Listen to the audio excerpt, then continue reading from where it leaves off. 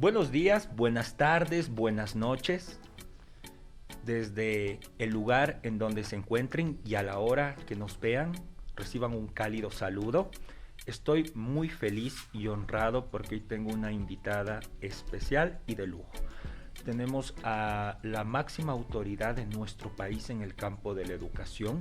Me refiero a la ministra María Braun Pérez, quien nos honra con su presencia para podernos acompañar en el segundo episodio de la temporada número 2 de nuestro podcast del qué al cómo educativo.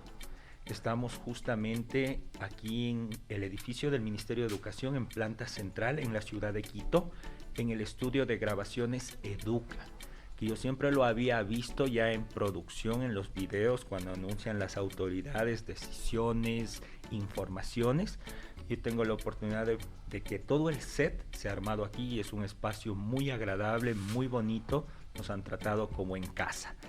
Y sobre todo feliz porque tengo la oportunidad de compartir una conversación con María Braun. Tuve la oportunidad de conocerte en el 2016-17, cuando justamente estabas como oficial de educación de UNESCO, y actualmente pues me es grato ver toda esa evolución, todo ese crecimiento, y sobre todo me enorgullece que una mujer esté a cargo del Ministerio de Educación. Muchas ¿Cómo gracias. estás? Bueno, estamos bien, estoy bien. Creo que este ha sido un desafío enorme. En estos días además estamos enfrentando una serie de emergencias que la ciudadanía ha podido ver, pero yo creo que para enfrentar esas emergencias hay que hacerlo con optimismo, siempre pensando en que las cosas van a estar mejor, en que todo reto, todo desafío, toda emergencia trae también consigo oportunidades. No solo son un desafío, sino también una oportunidad. Y espero estar a la altura de la demanda de las personas, de los ecuatorianos, de las ecuatorianas, de los niños, de las niñas, de los jóvenes, del sistema educativo. Estamos haciendo con nuestro equipo todo lo que podemos para darle la vuelta a un sistema educativo que pensábamos en las evaluaciones de calidad y que ya hace mucho tiempo decíamos tenía que cambiar, tenía que transformarse.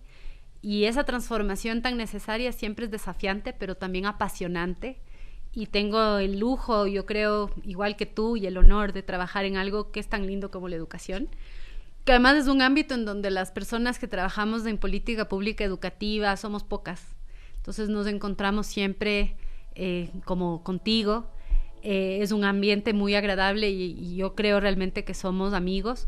Tenemos discrepancias a veces entre todos quienes hacemos los profesionales en la política pública educativa, pero también creo que tenemos un gran grupo humano. Las personas que están en esta línea de trabajo, no solo los que hacemos la política pública educativa, sino también los docentes de aula, son típicamente gente súper buena, con muchísima vocación, con ganas de servir, con ganas de aprender. Y eso es un lujo. Estar en un entorno de esta naturaleza siempre es gratificante y motivante. Perfecto. Antes de venir acá para conversar contigo, María, vi un montón de entrevistas. O sea, realmente Internet está cargado de entrevistas tanto en medios impresos como radiales o televisivos o digitales sobre mucho de tu labor como ministra de Educación y de otras actividades que has podido cumplir durante todo el tiempo que estás involucrada en el campo educativo. Quiero iniciar este podcast conociéndote un poquito desde adentro, ¿no? Desde los inicios. Tengo una primera pregunta que me llamaba la atención y decía, cuando tenga la oportunidad de estar frente a frente, le voy a preguntar. En Ecuador es normal que tengamos dos nombres. ¿Por qué solo tienes un nombre? ¿A qué se debe? Cuéntame. De verdad es un tema de mi familia. Mi mamá, nosotros somos 5 hermanos. Yo soy la mayor de 5, somos 3 mujeres y 2 hombres. Mi hermana menor ahora todavía ya es una profesional, pero yo todavía le veo como chiquita. Tenemos 13 años de diferencia, yo ya estoy por cumplir 40 años, mi hermana es 13 años menor que yo, la menor. Y todos nosotros tenemos un solo nombre. Wow. Mi mamá nos ponía un solo nombre a cada uno y tenía siempre la idea de atar ese nombre con algún otro nombre en el bautizo que tenga que ver con nuestro día de nacimiento, pero siempre fuimos inscritos con un solo nombre, los 5. ¿Y tiene correspondencia con el día del nacimiento? En mi caso no, yo nací el 21 de agosto y me llamo María, Pero hay más allá del hecho de que mi mamá dice que le gusta el nombre, eso espero. Seguro que sí. Pero tiene también, yo tengo una abuela que se llama María, entonces también es un tema Generacional sí. que ha trascendido el nombre. Así es. Y mi mamá se llama María, pero ella sí es María Elena. Ella sí tiene 2 nombres. En cambio, en la generación de mi mamá, todos los hermanos de mi mamá tienen 3 nombres. Mi mamá se llama María Elena Dolores. Wow. Entonces pasamos de una generación de 3 nombres a una generación de un nombre. Sí. Cuando escucho tu apellido, me evoca que es un apellido del extranjero. Tu padre, ¿qué nos puedes contar? El Brown, ¿de dónde viene? Mi familia, por parte de mi papá, mi papá nació en Ecuador, pero mi abuelo nació en los Estados Unidos. Y él vino muy joven al Ecuador. Se radicó primero en Santo Domingo, cuando Santo Domingo casi no era ni una ciudad tan grande como ahora, era más bien una población pequeña, y buscaba en ese momento el gobierno del Ecuador que se pueble esa zona, y hicieron un llamado a personas extranjeras a que vayan a ocupar tierras y a desarrollar proyectos agrícolas en Santo Domingo. Y mi abuelo vino ahí, era muy joven, y en estas cosas de la vida conoció a mi abuela, que en cambio es lojana. Wow. Entonces, de parte de mi papá, soy mitad de Estados Unidos, digamos mis antepasados, claro. Mitad de Estados Unidos, mitad de Loja. Y mucho, yo voy con frecuencia a Loja. Mi abuela nació en Catamayo. En Catamayo, mira. Sí, nació en Catamayo, y de una familia también muy grande y muy cercana a Loja. Y del lado de mi mamá, en cambio, son una familia quiteña de muchos años, de muchas generaciones. Entonces, parcialmente quiteña, yo también quiteña. Muy bien, y tienes el acento quiteño. Tengo acento quiteño. Sí. Lo trato de ocultar, mentira, no trato de ocultar. Pero también suena algo de Loja, qué interesante. Y Loja es hermoso. Sí, bueno, los lojanos dicen, si no conoces Loja, no conoces mi país. Tal cual. ¿Y alguna comida que te guste de allá? Uy, me encanta toda la comida. A mí en general me parece que la gastronomía ecuatoriana es extremadamente rica, pero lo que más valoro son las sopas. Chócale, igualito. Sí, me parece que es excepcionalmente buena la diversidad y la calidad de las sopas en el país. Y bueno, en Loja el repe, por ejemplo, la arveja con guineo, es rica. Pero en general me gustan las sopas del Ecuador, me gusta probar sopas. Pero de Loja también la cecina con yuca, en general la comida... Los tamales lojanos. Pero bueno, a donde voy... pruebo algo de comer del lugar. Creo que aún aprende mucho de un lugar por su comida, por su gastronomía. Así que trato de... Y hace un rato conversábamos antes de empezar la entrevista también los dulces. Te encantan. Me gustan los dulces. Pero más allá, ¿tú cocinas? Cocino bastante...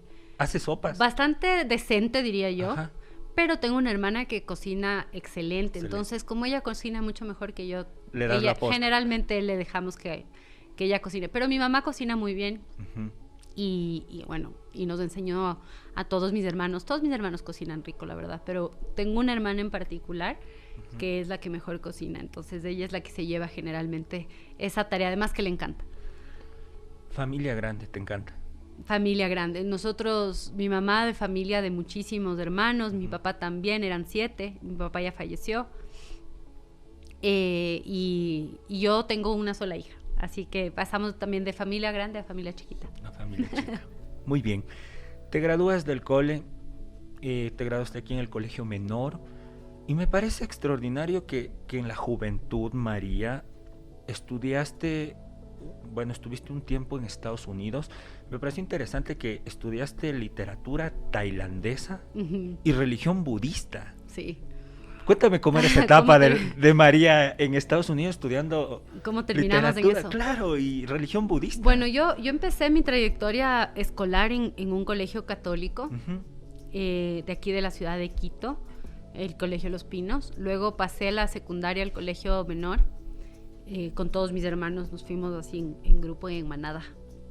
Y yo me gradué en este colegio, con mucho privilegio, la verdad. Creo que he tenido muchas oportunidades y una de las cosas que siempre me enseñó mi mamá y mi papá y mi familia en general es que mientras más privilegios, más responsabilidad. ¿no? Y creo que eso siempre para mí fue algo muy importante. Y si bien hemos tenido todos estos privilegios, también mis hermanos y yo, creo que también hemos tenido mucha exposición a distintos entornos en el país, y eso a mí me llama siempre mucho la atención, ¿no? El poder interactuar con gente de distintos lugares, conocer el país, y tratar de también ver, ¿no?, cómo podemos ayudarnos los unos a los otros. Cuando yo me gradué del colegio decidí estudiar arte. A mí me gustaba mucho el arte. Artes liberales. Artes plásticas. Plásticas. Eres muy hábil con las manos. O sea, me gustaba pintar, me gusta todavía, pero ya no tengo tiempo. Pero pintaba mucho y decidí estudiar arte, porque en ese momento dije, voy a dedicarme al arte. Wow. Y me fui, conseguí una beca en una universidad pequeña de Estados Unidos, en Missouri, en San Luis, y empecé ahí esta carrera. Y ese año, por cosas de la vida, la universidad abrió una extensión de la universidad, un campus en una ciudad chiquita como a 1 hora de Bangkok, que se llama Hua Hin, en Tailandia. ¿Y tú viajaste? Nos dieron la oportunidad, por primera vez o por única ocasión, porque normalmente los estudiantes podían irse de intercambio en el tercer año de la universidad, pero como estaban empezando, abrieron la posibilidad de que estudiantes de primer año pudieran hacer el intercambio, y yo me fui en ese grupo. Entonces permanecí un semestre en Hua Hin, Tailandia. Y como yo estaba estudiando en una universidad de los Estados Unidos que típicamente tienen este enfoque de artes liberales, tenía algunas materias optativas.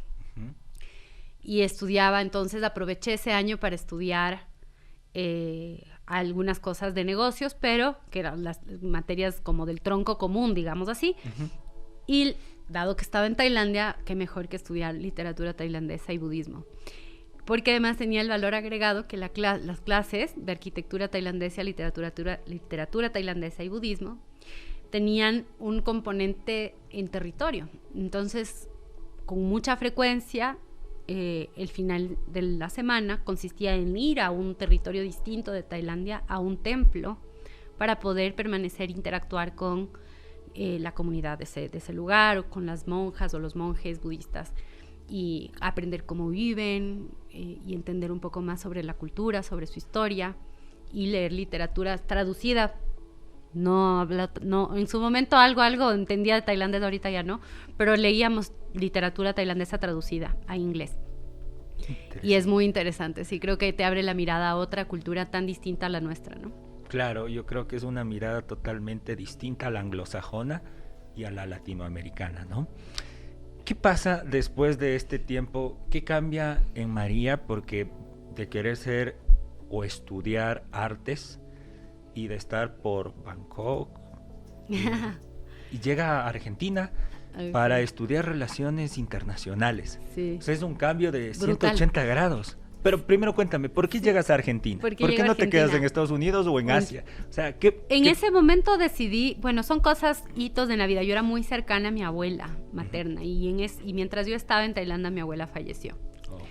Entonces, ya estaba súper viejita, y mi mamá es la menor de en su momento 3 hermanos, entonces imagínate. Pero ahí regresé a Ecuador por eso. Y ya me había dado cuenta que a mí me encanta el arte y me sigue gustando muchísimo, pero que para mí era más un hobby que quería que se mantenga siendo mi hobby, no que sea mi medio de vida, mi trabajo. Al final no sé si fue tan buena idea porque ya no pinto ni de hobby, pero... ¿Alguna vez hiciste alguna exposición, algo? No, ¿tienes cuadros? De chiquita sí tengo cuadros, pero no nada así tan profesional. Y luego regresé a Ecuador y me replanteé, bueno, ¿qué quiero hacer? Y en ese momento supe que no quería seguir en esta carrera, que quería cambiar a otra área, y me gustaba mucho el tema de las ciencias políticas, las relaciones internacionales también, y apliqué a una universidad en Argentina que se llama San Andrés, que es una universidad muy pequeña pero muy prestigiosa, es difícil de entrar. Y a mí me había jugado, digamos, a favor el ya tener un año de universidad recorrido. Entonces, porque es una universidad en la que tienes que hacer un curso de ingreso. Entonces, no me hicieron valer los créditos para las materias, pero sí me hicieron valer los créditos como parte del examen de ingreso a la universidad, lo cual fue bueno. Y volví a empezar la carrera universitaria de cero. Y ahí empecé con relaciones internacionales y ciencias políticas. Me parecía que era una una formación que te da mucha cultura general, que te abre las puertas a distintas cosas y empezó así. Y estuve todo el tiempo de la carrera en Buenos Aires, terminé, hice la tesis, una tesis que hice sobre, imagínate, en ese entonces hice la tesis sobre el Ecuador, hice un análisis del plan Ecuador. Sí, los temas de, en su momento de narcotráfico, microtráfico, guerrilla, cuál había sido el involucramiento en las políticas públicas del Ecuador. Y bueno, yo venía de la universidad en Argentina, en donde aprendíamos más desde la perspectiva internacional y el parte de la historia y de la política pública latinoamericana, pero quería tener un poco más de información sobre la política local. En su momento, para hacer la tesis, me abrieron las puertas de la Cancillería, pude conversar con el canciller, y en el transcurso de todo ese tiempo también, en los veranos me gustaba hacer pasantías, volví acá. Entonces, por ejemplo, hice una pasantía en la Procuraduría General del Estado, en la sección que trabaja sobre los juicios de derechos humanos que tiene el Ecuador, la defensa del Ecuador ante juicios de derechos humanos, en particular con la Corte Interamericana de Derechos. Me gusta mucho el derecho internacional, pero no soy abogada. Pero lo defiendes muy bien, déjame decir. Gracias. O sea, y me gusta, me parece interesante el derecho. Y me sirve mucho ahora, porque aquí también uno hace acuerdos ministeriales y política pública que finalmente tienes que tener una noción de derecho público, más allá de no ser titulada, pero tener alguna noción de derecho público. Y así fue que luego de terminar la universidad en Argentina regresé a Ecuador. En algún momento de lo que estamos narrando, tu biografía, ¿te imaginabas ser ministra de Educación? Si en ese entonces te hubieran dicho alguna persona, ¿no?, que venía del futuro, María, tú vas a ser ministra de Educación en el 2021, entendería yo, ¿le hubieras creído? No, para nada. Además, porque hasta ese momento no había tenido ningún vínculo con la educación. Yo me involucro con educación porque en mi familia hay muchas educadoras, primas, sobre todo. Y cuando regresé ya de estudiar, entré a trabajar en una fundación y estaba haciendo talleres en territorio. A mí siempre me gustó la cosa del territorio, conocer a la gente, como habrás visto, viajar.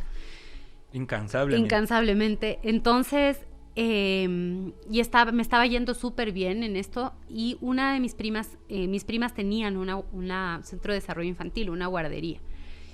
Y a mí me gustaban los niños, siempre me han gustado desde que soy chiquita. ¿Siempre has tenido química con los niños? Siempre. Y mientras más chiquitos, más. Oh, wow. Y me dicen, ayúdanos, que necesitamos un reemplazo, porque una profesora se enfermó y necesitamos un reemplazo. Entonces me llamaron y me dijeron, no hemos conseguido otra profe. En ese momento las cosas eran más flexibles en ese sentido. Ven, ayúdanos con este grupo para unos días. Y nunca más me fui. Fui a trabajar con niños, me enamoré de ser profesora, comencé de manera autodidáctica a formarme en educación, porque no tenía formación en educación. Me comencé a formar sobre todo en temas de educación inicial, primera infancia. Luego me hice socia de mis primas, por muchos años fuimos socias, y luego decidí hacer una maestría en educación. Y en ese momento, cuando yo tomé la decisión de irme de la fundación a irme a trabajar en educación, la que fue en ese entonces mi jefa me dijo, ok, pero tú te vas a ir a trabajar en educación, pero no te vas a quedar siendo profesora toda la vida, tú vas a ser ministra de Educación. Ya lo vaticinó. Sí, imagínate. ¿Y tú cómo reaccionaste a eso? Nada, pues, o sea, imagínate, yo dije, ay, claro, es el típico comentario halagador que te hacen. Pero fíjate que fue la única persona que en su momento pensó, creyó y acertó que algún día iba a ser ministra de Educación. Increíble. Sí, parece... Estabas destinada, o sea, nada es casualidad en la vida. Tenemos luego un punto de inflexión en tu vida donde ya ingresas de lleno a lo que años después iba a ser la oficina donde dirijas la educación y el sistema educativo del país. Pero inicias desde el tema de analista. Sí. Cuéntame cómo se da el proceso de ingresar al ministerio, porque es una carrera. Muchos pensarán, la ministra de Educación llegó en este gobierno. Es mentira. Ha tenido toda una data que es desde el 2006, entendería yo, de ir pasando por diferentes... Bueno, fuiste analista, luego fuiste asesora, después fuiste subsecretaria de Educación Especializada e Inclusiva, pasaste por Fundamentos Educativos, pausa en UNESCO, oficial de UNESCO, y regresaste como ministra. Pero bueno, antes todo este recorrido... Mi historia en educación empieza como profesora, como te decía, y ya en un momento dado decidí estudiar la maestría, porque había aprendido mucho por mi cuenta. Me iba a cada taller que podía, a cada curso que podía, viajé también afuera a muchos cursos de formación en temas de primera infancia, sobre todo, pues es mi fuerte, y educación especial. Me gustaba mucho trabajar con niños con discapacidad, y en su momento dije, quería yo, ya era socia, y pensaba, bueno, para yo poder eventualmente ser directora o tener un mejor cargo, necesito tener un título en educación. Y me metí a una maestría. Originalmente quise hacer la maestría en una universidad y luego terminé en otra, que es la UTE. ¿En cuál querías hacer? Tuve varias clases en la Universidad de San Francisco, pero cosas de la vida. En ese momento justo habían cambios de lo que era el anterior CONESUP, que se hacía CENESID. Exacto. Entonces, por un momento no tenían la aprobación para recibir a estudiantes en ese programa que no tuvieran ya una formación previa en educación o psicología. Yo no tenía. Entonces, hice un semestre hasta que se dieron cuenta que no iba a poder concluir. Y me dijeron, puedes esperar a que solucionemos el problema o te devolvemos, digamos, la matrícula. Y yo les dije, esto no sabemos cuánto va a tardar, así que prefiero ir a otro lugar. Pero en ese espacio conocí como profesor al que luego sería viceministro de Educación. ¿En la UTE o en la San Francisco? En la San Francisco. Ok. Y cuando él era viceministro ya, en un momento dado, estaba buscando a alguien que le apoye en el despacho del viceministerio como analista. Más que analista, era con un contrato como de servidor público, de servicios profesionales. Y me ofrece venir por un tiempito a acompañarle en este proceso. Yo pensé, bueno, qué experiencia tan interesante. A mí me parece una buena mezcla entre lo que yo ya había estudiado, relaciones internacionales, política pública y educación. Era como una buena mezcla de las cosas que yo había estudiado y que conocía. Y la vida te estaba dando la oportunidad de profundizar lo que ya querías, inclusive profesionalizar. Así es. Y pese que había diferencias políticas en las personas que en ese momento estaban al frente, había también, yo rescato, muchas personas muy técnicas. Y yo tenía siempre esta idea de que es muy fácil criticar a los gobiernos. Tal cual.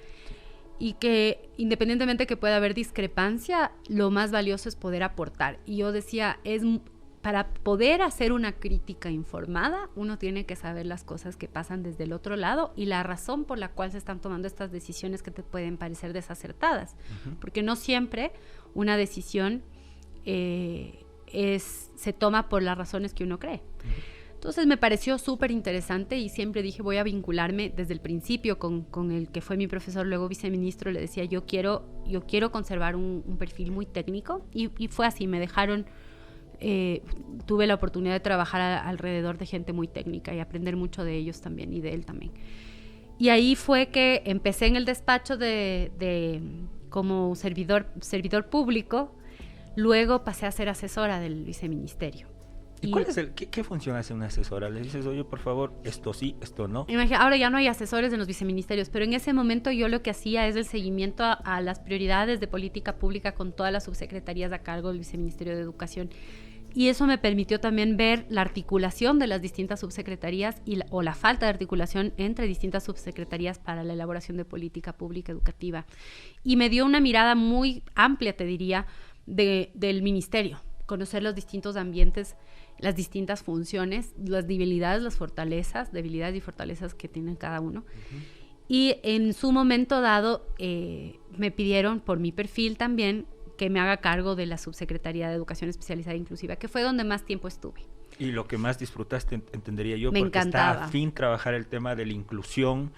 Correcto. Y además de esa subsecretaría tenía dos cosas que a mí me fascinaban: la Dirección de Educación Inicial, claro, y la Dirección de Educación Especializada. Y entonces podía trabajar en temas de inclusión que siempre me han parecido súper interesantes. Y ahí formé parte del equipo que finalmente publicamos del currículo de educación inicial, un currículo que sigue siendo, que está vigente. con muchos de estos aprendizajes de la práctica como docente y trayendo muchas experiencias internacionales a fomentar el juego, a fomentar la exploración, a la observación en los docentes, muchas cosas que todavía seguimos fortaleciendo en el sistema educativo, en educación inicial. Me permitió trabajar en la normativa que habilitó que se puedan ahora desarrollar algo que ya nos parece tan normal. En ese momento no había la vía legal para poder hacer nivelación de niños que habían estado excluidos del sistema educativo con rezago de 3 años, que no tuvieran más de 15. Si tenían menos de 15, el sistema educativo no tenía mecanismos de nivelación. Y creamos la normativa que habilitó que esos programas existieran y así se desarrollaron algunos programas de nivelación como NAP.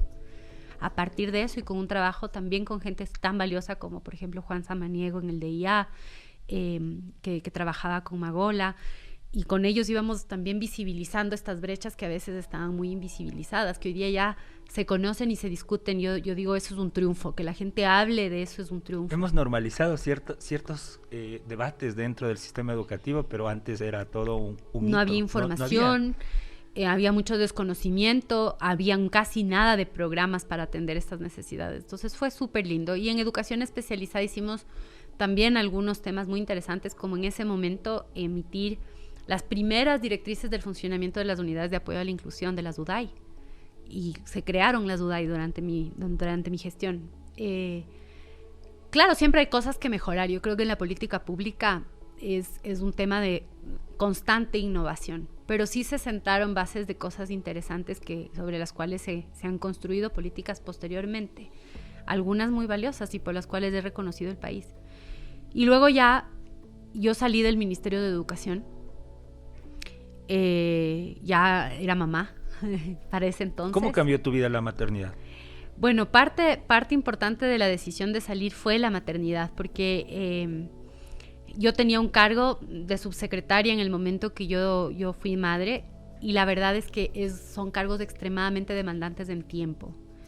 Y no era muy difícil consolidar, diría yo, o no había las condiciones en el Ministerio de Educación en ese momento para que yo pudiese tener una licencia de maternidad como la que por ley deberíamos poder tener todas las mujeres. Uh-huh. Y yo creo que como mujer también, y a lo largo de la vida como madre y como mujer, y ahora como ministra, he vivido muchísimas situaciones de violencia, te diría, de discriminación, desventajas por ser mujer, uh-huh, en un mundo que es un mundo muy masculino, muy machista, que es el de la política pública.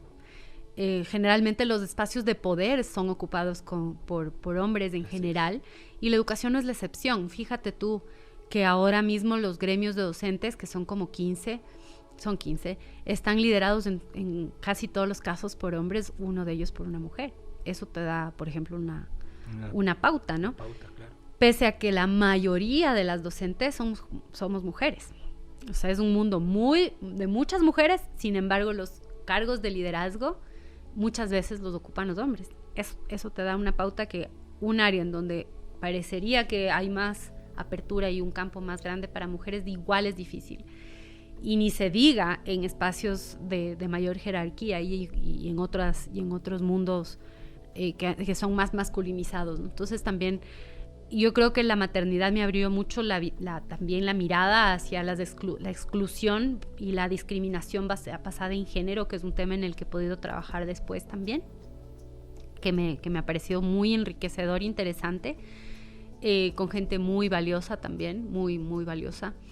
Y bueno, es un área en donde yo considero que no soy una experta, siempre hay algo más que aprender, pero que ya pues las condiciones de la vida me han llevado también a trabajar en esos temas.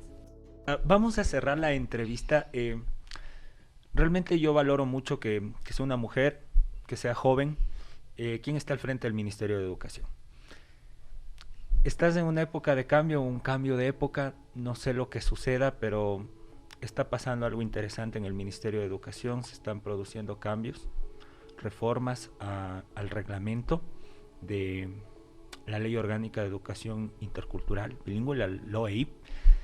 ¿Y cuál es tu perspectiva? ¿Cuál es el rumbo?